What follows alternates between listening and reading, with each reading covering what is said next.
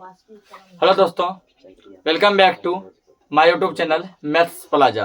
तो बच्चों, आज मैं स्टूडियो में Bihar board class 9 chemistry chapter 1 जिसका नाम है हमारे आसपास के पदार्थ। इससे पहले इसका लेक्चर 8 तक अपलोड हो चुका है और यह आज लेक्चर 9 है।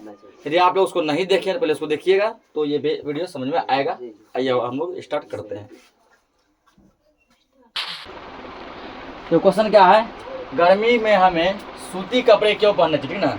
लेकिन पढ़ाया हम लोग क्या करते हैं, गर्मी के मौसम में कौन सा कपड़ा पहनते हैं, सूती पहनते हैं, ठीक ना। और ठंड के मौसम में हम लोग ऊन से बना हुआ कपड़ा पहनते हैं। तो वही यहाँ कह रहा है गर्मी के मौसम में हमें सूती कपड़े क्यों पहनने चाहिए, ठीक ना। क्या रीजन है, किस कारण हम लोग गर्मी के मौसम में सूती कपड़े पहनते हैं, इसका आंसर लिखेंगे हम लोग। लिखना है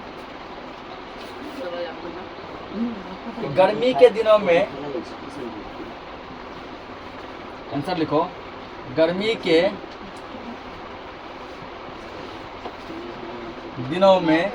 दिनों में शारीरिक परिश्रम के कारण, शारीरिक मतलब क्या, शरीर के मेहनत, ठीक ना, शरीर के मेहनत, शारीरिक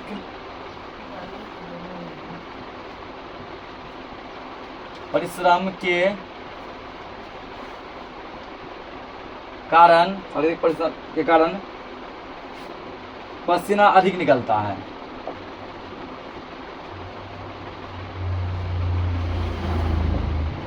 पसीना अधिक निकलता है कि नहीं निकलता है।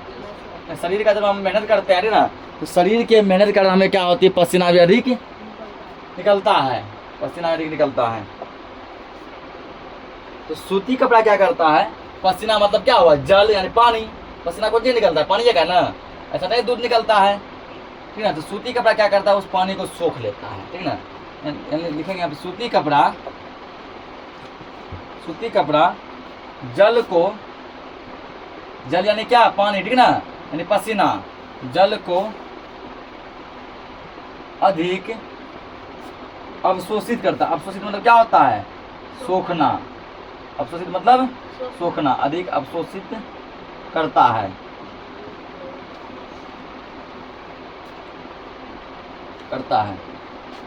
सूती कपड़ा द्वारा अवशोषित पसीना का, सूती कपड़ा द्वारा अवशोषित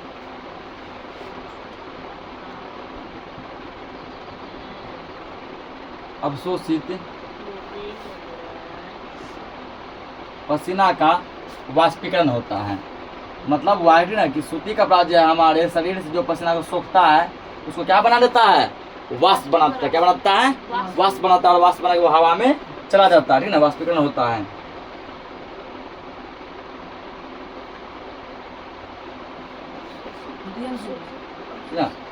तो वाष्पीकरण होता है। सूती कपड़ा क्या करता है, हमारे पसीने, हमारे शरीर के पसीने को क्या बनाता है, वाष्प बनाता है।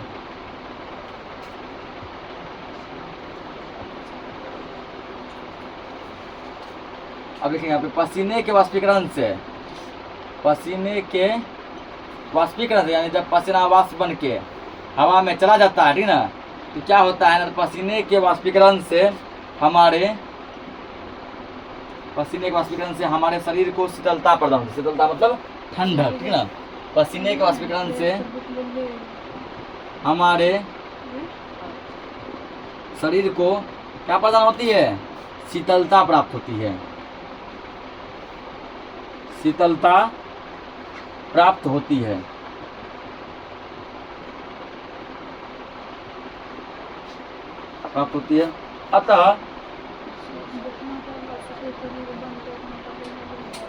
अतः हमें शीतलता में ठंडापन, अतः हमें ठंडापन ही ले लो, अतः हमें ठंडापन महसूस होता है। तो क्या बताएं, गर्मी के दिन में क्या होता है, हमारे बॉडी से पसीना बहुत निकलता है, ठीक ना। जब अधिक गर्मी पड़ती है तो भर दिन पसीना निकलता है ना। तो सूती कपड़े खासियत क्या है कि सूती कपड़ा जल को ज्यादा सोखता है। तो पसीना यानी जल हुआ, उसको ये अधिक क्या करेगा, अवशोषित करेगा, ठीक ना। सूती कपड़ा द्वारा अपशोषित पसीना का वाष्पीकरण होता है। मतलब कि सूती कपड़ा क्या करता है, जो पसीने को सोखता है उसको वाष्प बना के हवा में भेज देता है, ठीक ना। अब पसीने का वाष्पीकरण है, पसीना समझो कि हवा में चला गया तो तुम्हारा शरीर तो सूख गया तो क्या होगा, तुमको शीतलता यानी कि ठंडक महसूस होगा, ठीक ना। जिसके कारण क्या होगा, हमें ठंडापन लगता है। इसलिए हमें गर्मी के मौसम में कौन सा कपड़ा पहनना चाहिए, सूती कपड़ा पहनना चाहिए। नोट करो इसको। देखो क्वेश्चन है, गैस पूरी तरह उस बर्तन को भर देती है ना, हल्ला मत कीजिए, जिसमें इसे रखते हैं। कहने का मतलब जिस भी बर्तन में गैस को रखते हैं ना, गैस का क्या खासियत है, उस बर्तन को पूरा पूरा भरता है। बैलून में रखे बैलून को भर देता है, सिलेंडर में रखते सिलेंडर को भर देता है, या जिस भी चीज में गैस को रखते हैं उसको ये क्या करती है, पूरा पूरा भर देती है। ऐसा क्यों, ऐसा क्यों? तो उत्तर लिखेंगे इसका, उत्तर लिखो। गैस के कणों के बीच, वही तो पॉइंट लिखेंगे जो सब पॉइंट पहले पढ़ा चुके हैं। गैस के कणों के बीच, कणों के बीच की दूरी अधिक होती है। गैस के दो कणों के बीच की दूरी क्या होती है, अधिक। बता देना, एक कण यहाँ होता है, अगला कण कहाँ होता है, यहाँ होता है। फिर एक कण यहाँ, एक कण यहाँ है, एक कण यहाँ है, एक कण यहाँ है। कणों के बीच का दूरी क्या है, काफी ज्यादा है, ठीक है ना, अधिक होती है। और कणों में और कण में अधिक होती है,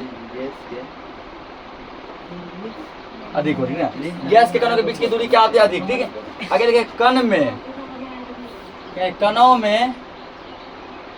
में कौन सा गुण होता है, कणों में बहने का गुण होता है। कौन सा गुण होता है, बहने का, ठीक है ना। कण क्या होते हैं, आसानी से क्या करते हैं, बहते हैं। देखेंगे कणों में बहने का गुण होता है, कणों में बहने का गुण होता है, ठीक है, जिसके कारण वह पूरे बर्तन में, जिसके कारण वह पूरे बर्तन में फैल जाती है, फैल जाती है।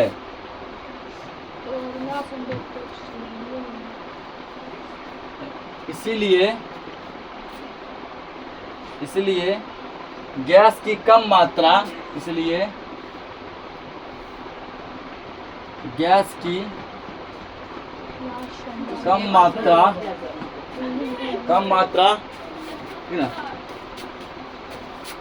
अरे इसलिए गैस की कम मात्रा, ठीक ना, अरे हल्ला मत करो। गैस की कम मात्रा क्या करती है, तो पूरे बर्तन को भर देती है, ठीक ना। इसलिए गैस की कम मात्रा भी पूरे बर्तन को भर देती है।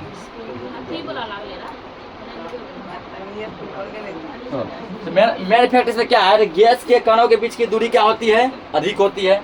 और कण का क्या गुण है, कण में बहने का गुण होता है। अब मतलब बहेगा तो कण क्या होगा, फैलेगा ना। इसलिए हल्की सी गैस की मात्रा पूरे बर्तन को भर देती है, ठीक ना। तुम देखेगा कि बैलून में हल्का भी हवा रहेगा, बैलून फूल जाता है, पूरा हवा देता है भी फूलता है। नोट करो इसको। तो क्वेश्चन क्या दिया, लकड़ी की मेज यानी टेबल, ठीक ना। लकड़ी की टेबल क्या कहलाती है, ठोस कहलाती है। क्यों कहलाती है, लिखेंगे उत्तर। लकड़ी की टेबल ठोस है, द्रव या गैस नहीं है, क्यों, आंसर लिखना है ना। लकड़ी में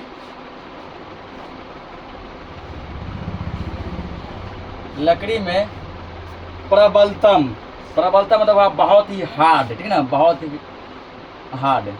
प्रबलतम अंतरान्विक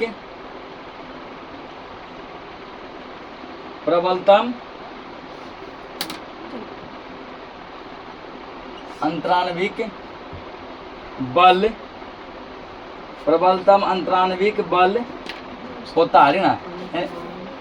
अंतरान्विक मतलब क्या हुआ, अंदर में लगने वाला बल, ठीक ना।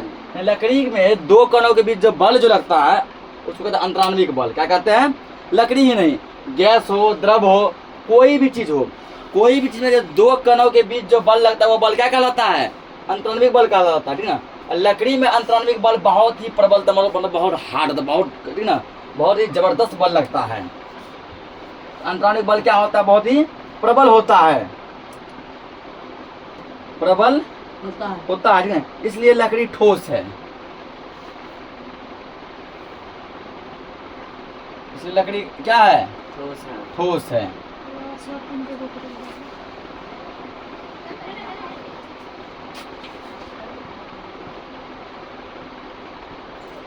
लकड़ी ठोस है ठीक ना।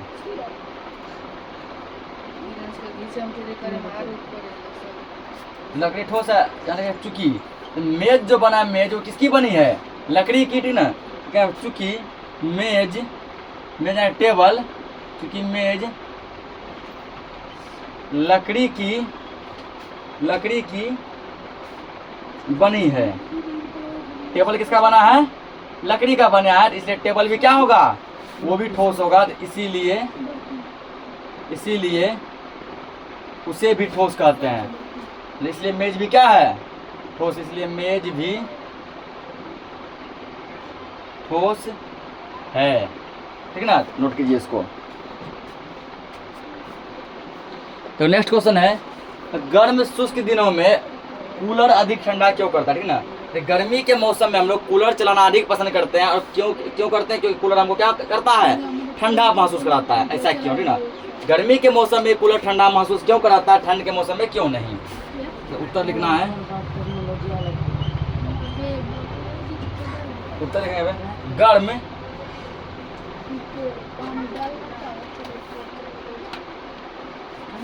गर्म शुष्क दिन में वायुमंडल में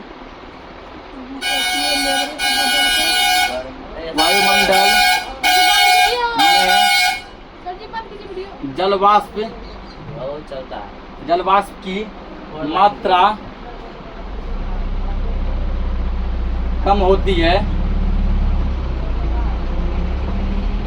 कम होती है, जिससे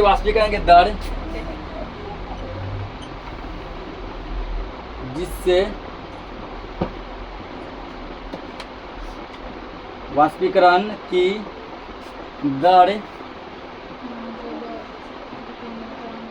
बढ़ जाती है,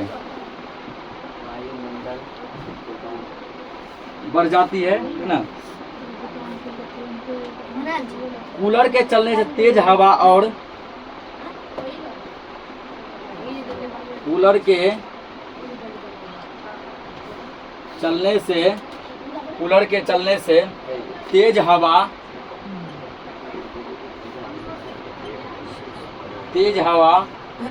और वातावरण की गर्मी के कारण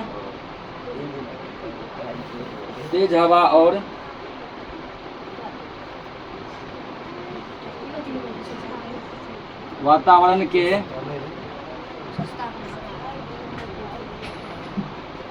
गर्मी के कारण कूलर के पानी का वाष्पीकरण की दर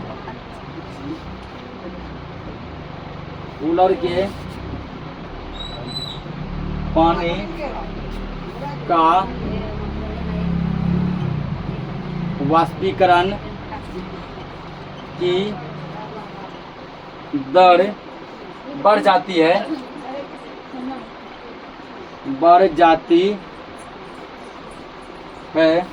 अतः कूलर के चलने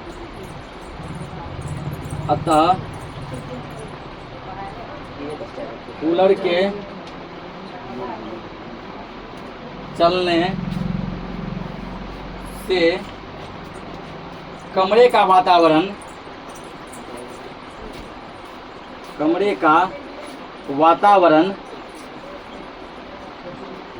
ठंडा हो जाता है।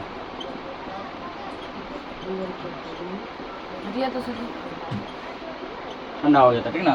तो क्वेश्चन था कि गर्मी के मौसम में कूलर हमें ठंडक महसूस कराता है, क्यों? ठीक ना। क्या रीजन है? रीजन क्या है? गर्म या शुष्क दिन में वातावरण में, ठीक ना, तो वायुमंडल में जल वाष्प की मात्रा कम होती है। क्या होती है? वाष्प की मात्रा। क्यों? देखो, जितना भी जल जो है वाष्प बनता है, जितना भी पानी भाप बनता है, वाष्प बनता है, वो सब ऊपर जाके बादल बना लेता है। क्या बना लेता है? बादल से ऊपर चला जाता है, जिसके कारण कि वायुमंडल में जल वाष्प की मात्रा बहुत ही कम होती है। वायुमंडल में वाष्प की मात्रा कम होती है। जब वायुमंडल में वाष्प नहीं है तो जो नया पानी, जो पानी नीचे है वो वाष्प बनेगा कि नहीं बनेगा? बनेगा। अगर मान लो ऊपर वाष्प पहले से होता तो नीचे का पानी वाष्प क्या बनता? कम बनता ना। लेकिन ऊपर क्या है? ऊपर जल वाष्प की मात्रा कम है, जिसके कारण कि नीचे जो पानी है उसका वाष्पीकरण बहुत ज़्यादा होगा, यानी वाष्पीकरण की दर बढ़ जाती है। जब वाष्पीकरण की दर बढ़ जाती है तो कूलर के चलने से तेज हवा और वातावरण के गर्मी के कारण कूलर के पानी का वाष्पीकरण की दर भी बढ़ जाती है। तो कूलर में जो पानी है उसका भी वाष्पीकरण बढ़ जाता है, यानी कि वो भी पानी जो बहुत फास्ट से, बहुत तेज गति से वाष्प में कन्वर्ट होकर हवा में चला जाता है। तो यही कारण है कि कूलर के चलने से कमरे का वातावरण क्या हो जाता है? ठंडा हो जाता है। इसको नोट करो, ठीक ना। तो आज के लिए इस लेक्चर को इतना ही रखते हैं, मिलते हैं नेक्स्ट लेक्चर में। तब तक के लिए जय हिंद।